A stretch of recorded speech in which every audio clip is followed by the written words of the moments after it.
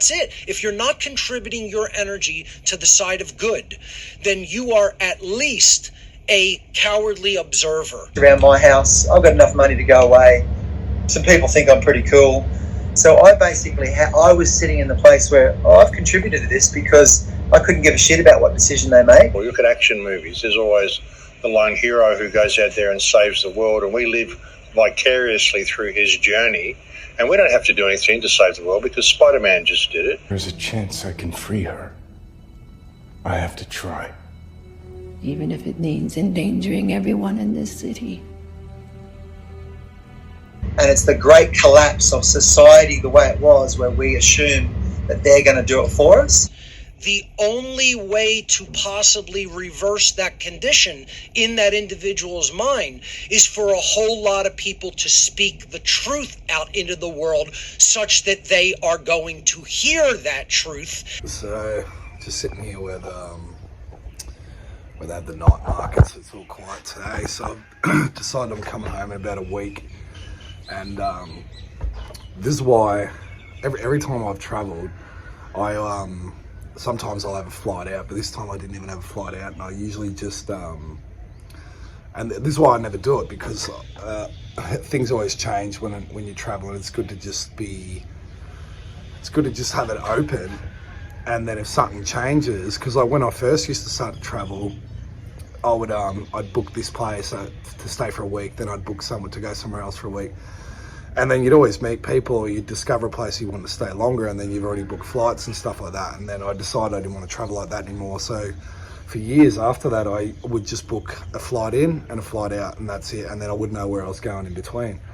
And at this time, it's actually worked to my benefit, because if we talk about the awakening's all about a collective consciousness, and it needs to be done on the self first. And mine is, I was a party animal when I come over here, and I had great experiences doing that. I loved it. I wouldn't change it, but something's like clicked in me this time that I started doing this training and stuff and looking after my body, that I didn't want to, I was going to stay much longer and go travel, but I knew I was going to be drinking, and I kind of didn't want to put myself in that situation, and that I wanted to keep feeling good. So anyway, I booked to go back in a week. I've just had like about 4 days off training camp, and I've just been fucking relaxing, eating good food, and still training. I'm still training 3 times a day. I kind of got in the habit of that, and that's probably a bit of an issue I need to work on too, because I could just get obsessed. When I get into something, I fucking really get into it. So like with this, all I want to do is train. It's like I'm just living, breathing, eating, thinking about, how can I get my body better? And I was like that with everything. Like even before I was hugely into conspiracies as a teenager, I was massively into music, and I would just download. I had like 10,000 songs at one point. Every single song categorized, subcategorized into groups, everything, and eventually I lost it. And it was one of the most devastating moments of my life. I lost my whole music category when the computer broke down, and it kind of signaled the time when that happened. That was when I really jumped into the conspiracy stuff, and then I was all in. And when like people could ask my mother this, when I got into the occult stuff and conspiracies, and that it was absolute obsession. It was because particularly the days where I started going to uni, so I was like about 18, 19, and I would listen to Coast AM, because we only had about 3 hours we had to go to uni a day. I would listen to Coast AM for about 8 hours a day and just doing researching, just non-stop. And I did that for years, like constantly. Mum is like, you're obsessed. But I just had to get the information. I was, oh my God. And like people say, like when they hear this Satanism stuff, they're shocked and they had a meltdown. That mine was not shock. It was, wow, this is true. I want to know more. It wasn't like, oh my God, the world's fucked. It was like, I knew this straight away. It clicked. And that became an obsession. Then I got obsessed with guitar for a little while, and then I would do nothing but guitar. And yeah, I've had many little things like that, but like when I go into something, it's like I'm fucking all in. It's almost like autistic. It's like a narrow focus. Like once you start doing something, it's that and only that. So I've spoken about balance before. It's not really balance. So we'll get more of a balanced lifestyle when I get back. But for me, the biggest thing I've learned from this is that I actually, if I look back, I have matured a bit. There's not a chance in hell, even 2 years ago, that I would have come to Thailand and not had a drink. I haven't had one alcoholic drink, and I haven't been drunk since mid-December, and before that was very rare too. So I think I've grown up a little bit, and this is it got me thinking, because I was in the gym the other day and I was listening to that talk with that Graham Hood did with all those athletes, and like I'm so impressed by those guys, and that's such a big thing they did, and particularly Trevor Hendy, like that guy. I could listen to him all day. He just talks so much sense. He's a brilliant speaker. Now listen to this one here too. It's perfectly synchronistically timed with what I've been talking about the pendulum swing, and being one extreme expression or the other extreme expression, and that the middle ground is in the balance is in the middle ground, and this is what we need to do, is like see each other as unique expressions of oneness, because oneness does not mean all the same. And that's what Trevor's saying here in his own words, is that we're all unique expressions of the Creator itself. Needed the win, because if I'm not the winner, I'm the loser. You know, if I'm the loser, I'll be socially outcast and I won't get the girl and I won't get the love. But if I'm the winner, I'll get the girl, the only girl I want. Like this craziness, it was like massive duality of complete loser with nothing or complete winner with everything. So I had to wake up from the system, and the system is be one of the ones, you know, be one of the ones. Everyone wants to now. Back in our day, they wanted to be an athlete or an actor or something like that. Now they want to be an influencer, or they want to be famous, not even for anything, just famous, you know. But so I was onto this thing that society has this carrot and this seduction going through it all the time. And though, Woody, you've got a strong faith background, yeah, you know, and the idea of the carrot and the seduction, I've never had that faith background, but I come into what it means to be connected to oneness, and I feel present, and I feel amazing, and I don't have the need to win anymore. And actually I started winning more, and I started winning races still and stuff, and my relationship that I was in hatred sorted itself out without even me saying anything, because I realised I'd created it. So there's a reason for this whole backstory, is that he perfectly defines again the satanic mindset, the worship of the ego above all else. I'll get mine, me, and don't worry about the rest. And that he and everyone else is changing towards seeing the collective and seeing everyone as I'm another you, and taking self-ownership, and that is the only way out of this. Around my house, I've got enough money to go away. Some people think I'm pretty cool. So I basically, I was sitting in the place where I've contributed to this, because I couldn't give a shit about what decision they made. But I really feel like, and I love what you're doing, Hoodie, about going around the country, because you're meeting communities and saying, well, we are the solution.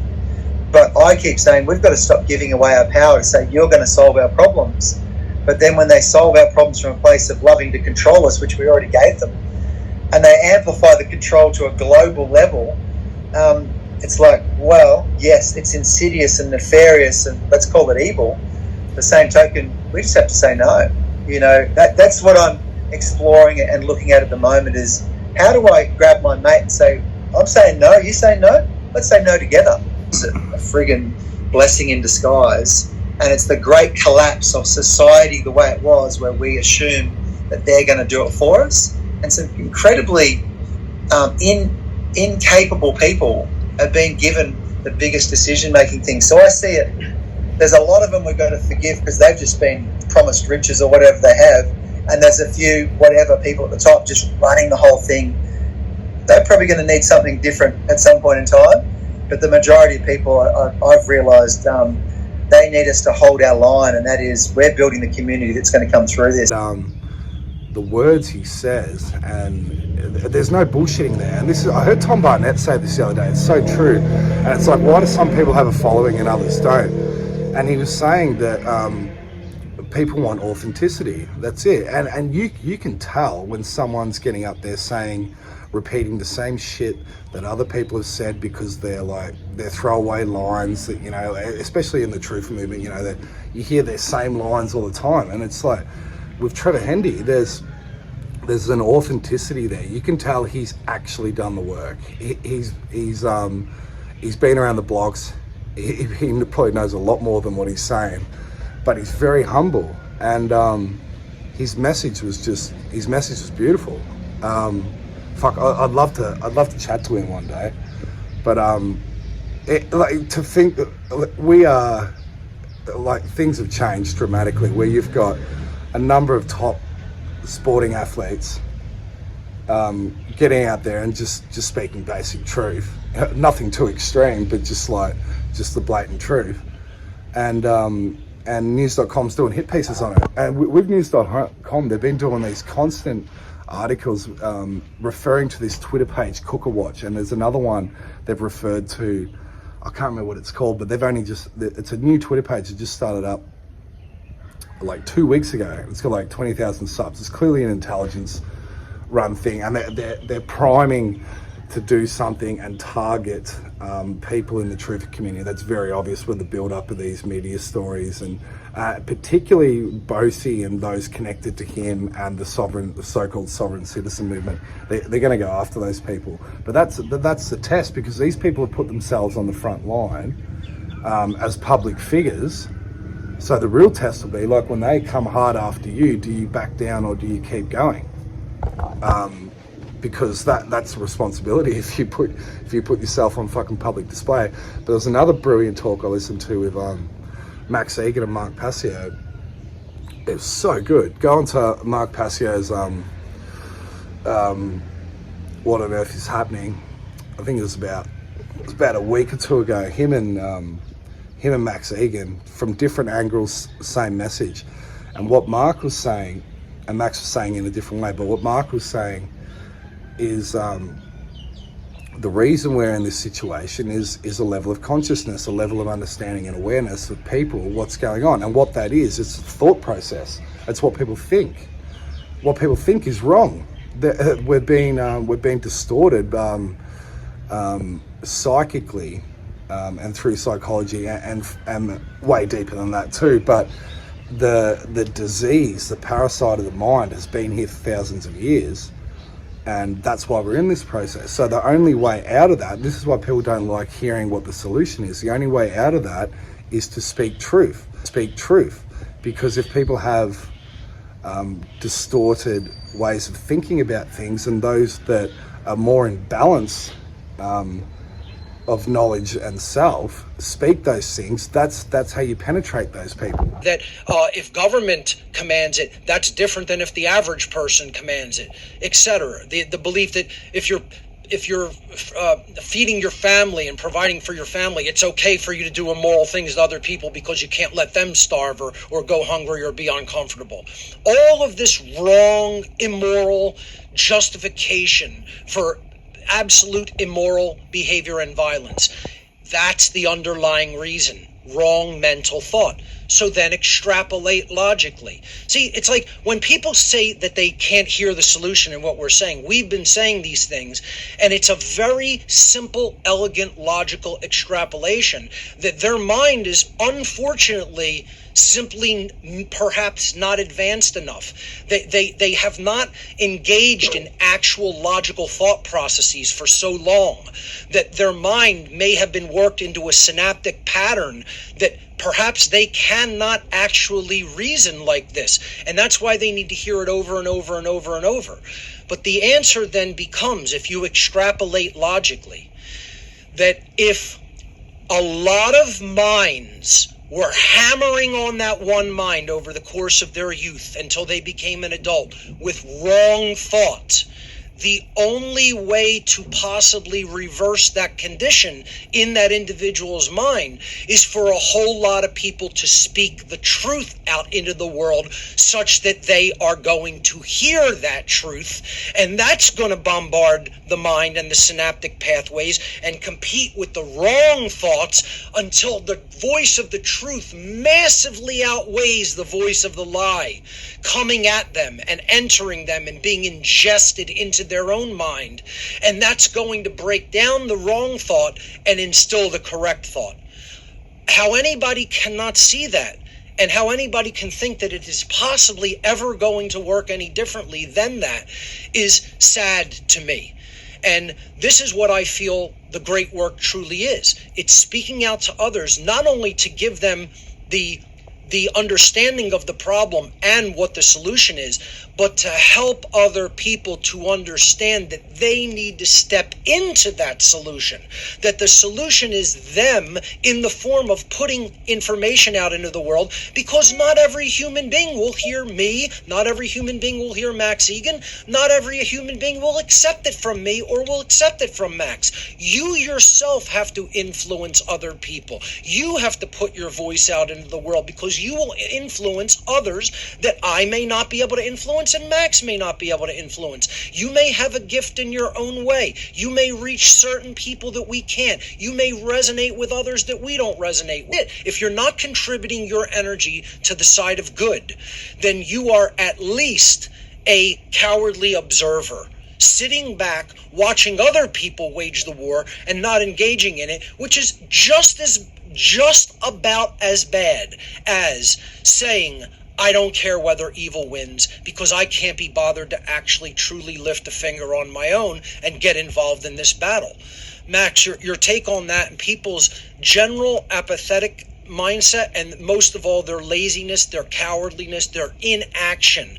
What can we do to get them to see that their own action is required and it's not to be left to anyone else? No one else has this in hand. You must act yourself. Well, yeah, people are programmed into thinking that there's this certain process they've got to go through. Like they've got to fill out a form, or they've got to vote for someone, or they've got to go and follow someone, or they've got to subscribe to something and send them funds, and then they'll get a newsletter to tell them that the world has changed. Right. Oh, it's all good now. I don't have to worry about the government parasites ruining the world now. I can go back to my everyday mundane existence that I've done for my whole life. Don't have to change one single thing about myself. But I got a letter from Mark Passio last week that said it's safe to go outside now, so I'm good. Yeah, that seems to be the approach people have. And they're programmed into blame games and this hero sort of mentality as well. You look at action movies, there's always the lone hero who goes out there and saves the world, and we live vicariously through his journey. And we don't have to do anything to save the world because Spider-Man just did it. And that is a pressure relief valve for us as we go through the movie and all this sort of stuff. And we look at all the problems and the rabbit holes we go down. Okay, it's the Jews, it's the Jesuits, it's the Satanists, it's the Freemasons, it's everybody. And if I point my finger at them and we get angry enough at them and we make them all disappear, the whole world will change without me having to change my perspective or do anything. And the question is, like I said before, what makes you ever think you needed rulers to begin with? It's all of this programming that we've said that's been set in place for your whole life that you just never really understood yourself. You know, the perfect example I've got of this is I've used this story quite often lately, is an old man that I saw on the beach, in Venice Beach, 85 years old, sitting there crying. And I said, what's the problem? Why are you crying? And he said, because I just realized I could have done this 70 years ago. But I did all this other stuff. I thought the system meant something. I thought it was real. I thought I had to have a house, have a white picket fence, have this car, and get to this level on the social ladder and do all these things that the society gives us to do. They give us all these things we've got to measure ourselves by, all these designated enjoyment zones to go to. Of course, if you haven't got your jab and you can't scan your QR code, you can't go to our designated enjoyment zone. So you can't do anything else because you don't know how to be you and just live your life in the forest, all this sort of stuff. But this guy's saying he did all these things, got a corporate business, had all this stuff, had a wife, a beautiful business, all these things. But all he really wanted to do was sit on the beach. And he realized that through all of the stuff that he'd done, he never found himself. He missed out on himself. He missed out on the one thing he came here to do, which was to be who he was. And we don't do that. because we're given all this stuff that we're told this is what you need to be. But they're not our ideas. These are other people's concepts of what they think we should be to fit into their system. So their system can just keep going and doing what it's doing, which is getting tighter and tighter and tighter and destroying everything it means to be you and taking everything it means to be you from you. So that soon you're going to need permission to choose what colour clothing you wear, for God's sake. It's ridiculous where they're taking it. And the solution is to remember who and what you are. Remember what you came here for. There's no plan to bring this down. It's just, it's a level of consciousness that brings it down. And so for those people that don't feel like they need to speak, then you're actually part of the problem. So anyway, it was brilliant talk. I'll try and find some snippets of it, because I did timestamp it because it was fucking brilliant. Just what Max and Mark's saying. A lot of people don't like their delivery, and people go, "Oh, Max is too negative. Mark's too negative." They're fucking not negative at all. And honestly, Max's best work was years ago. Now he kind of covers the day-to-day stories, which is good because it keeps people informed. But the true truth in what Max speaks, and when he lights up, is when he talks about who and what we are and what we're here and how to get out of this. And he doesn't change. He doesn't change his message, and he hasn't changed his message since I've been listening to him for about 15 years. And it's because what he's saying is the truth. And that, look, Max is what a soul, what a gift to the earth the guy is. And these people, it still goes on.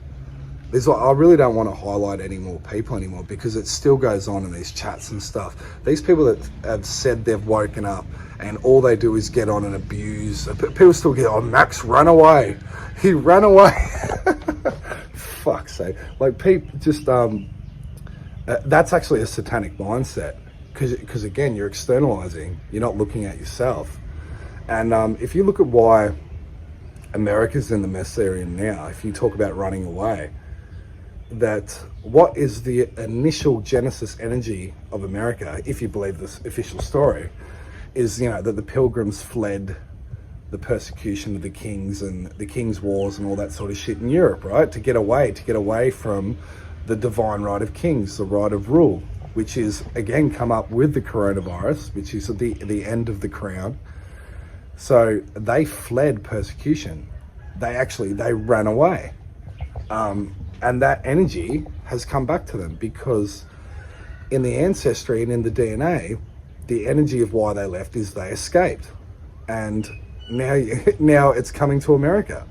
So that's the long-term game in the cycles of you can't escape, you can't run, and you can't hide. Now I just want to play this quick scene from Matrix 4. There's when Neo is talking to Niobe, and basically Neo represents the person, the hero, that he has seen the truth, and that there's no point in him being free unless everyone's free. And Niobe represents the character that we've seen throughout the whole COVID period, that we're going to run away and form our own communities, which she does, and she wants to build her own ecosystem or her own little piece of the prison that she can live safely. But meanwhile, everyone else is slaves, and that she's happy as long as she's stuck in the pen, whereas Neo represents a real hero. So that is the story of America, that they fled persecution, but then what about all the people that were left in Europe to continue to be persecuted? I didn't come here to cause you problems, Niobe. But I need your help. Trinity is alive. And there's another question. Why did they keep her alive? I can't answer that. But if there is a chance I can free her, I have to try. Even if it means endangering everyone in this city. I'm sorry, Neo. I won't let what happened to Zion happen to Io. I hope you'll forgive an old woman for asking you to go with Shepard here, so we have better understanding of what's going on. You're going to imprison me after I just got free.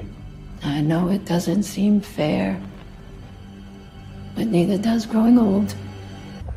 And that, even like I've had people say to me too, oh, Dale's gone to Thailand while look at the world's burning, right?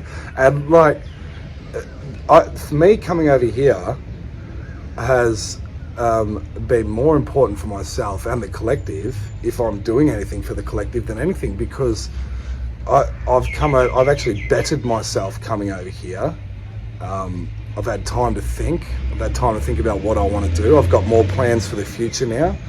I've had time away from people where I don't have to be on the phone speaking to people all the time. I can just fucking chill out and could just have a sole narrow focus on getting my body healthy, which in turn has made me much mentally better. So yeah, it's just like, don't pass judgment on what people should and shouldn't be doing.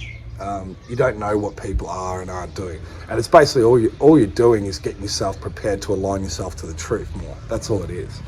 So anyway, I fucking I love Thailand too. I'll just end on a good note. It's I've been to about 70 countries around the world, and I've been to Thailand more than any other country. I've probably been here about 10 or 15 times, probably 15 times, and I probably spent a year in Southeast Asia all up, and I love Southeast Asia more than anywhere else in the world, which is great because it's right on our doorstep in Australia. But yeah, of all the countries I've been to all around the world, there's nowhere like Thailand. I don't think. It's just the culture and the people. It's really the people, and that's what makes any place good, really. I'll give you an example. Just there's so many Russians down in the islands now. They've taken over. That's another story. But you know, like I was swimming in the beach and stuff, and like there's Russians in the water, and you know, when you're traveling, you talk to people, and every time I go past a Russian, I'm like, hey, how you going, mate? And they just blank stare at you, don't say hi, nothing.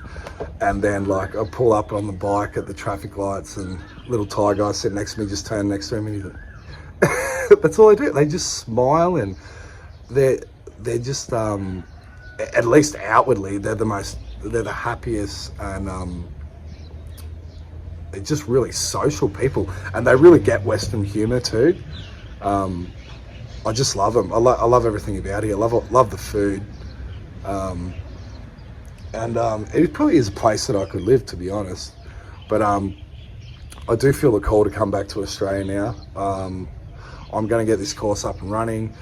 I've also got a number of interviews that I want to do, and yeah, it's just it's happening now. And with the Sam Smith sort of stuff, and this guy, even Tucker Carlson's done a freaking thing sharing the Australian gender ambassador clip or whatever, like just making fun of her, saying she's a fucking robot. So our sit on the internet all day looking for interesting videos department has emerged with 2 new videos we thought we'd show you at the end of the week that tell us a lot about a lot. One of them is video of Australia's new ambassador for gender equality.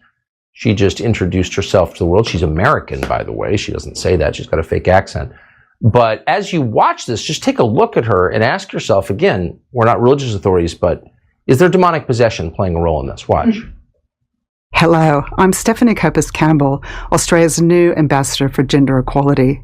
I'm incredibly honoured to take on this role as the lead international advocate for Australia's commitment to gender equality and the human rights of women and girls and persons of diverse gender identities. If that lady showed up at your house at night, we're not being mean, just being honest. Like, people's hearts come through their faces sometimes.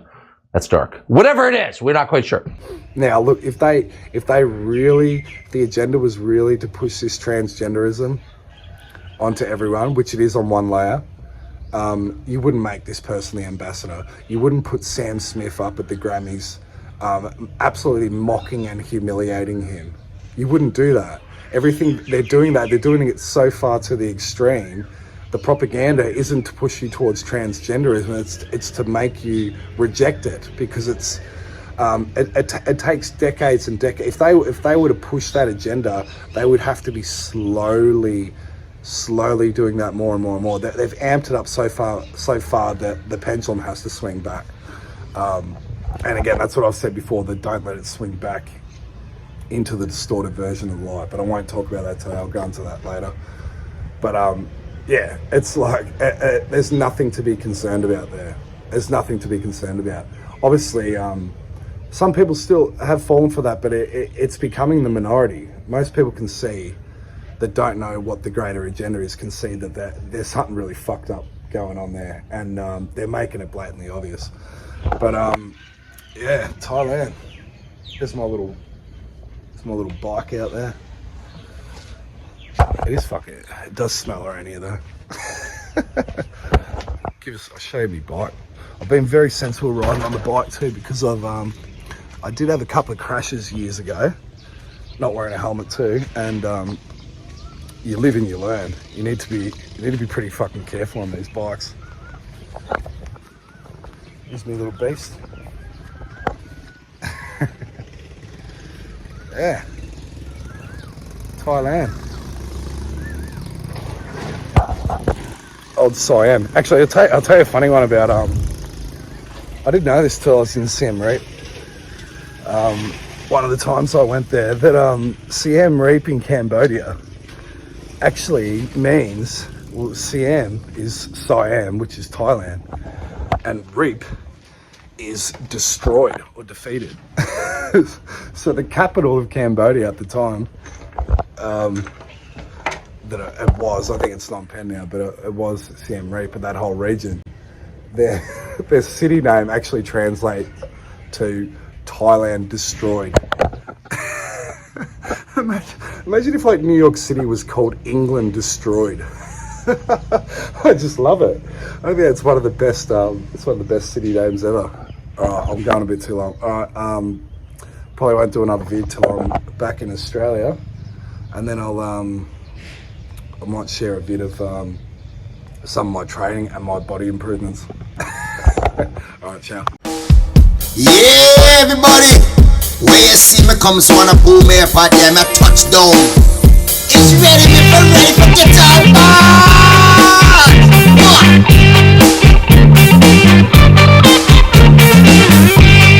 How about the music, man? How about the music, Mr. Taxi Driver? Go on, man.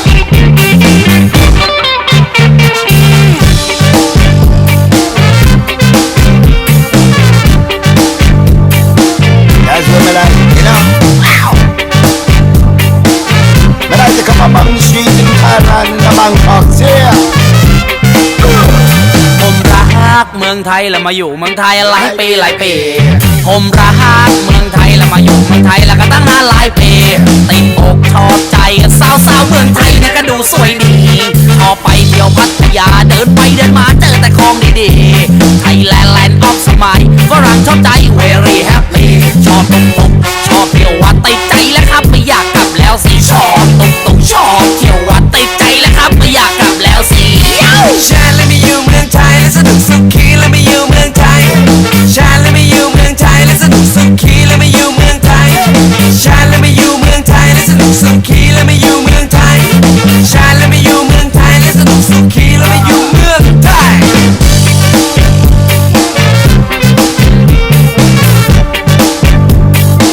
That's what I'm talking about. Bump the song, yeah, brother.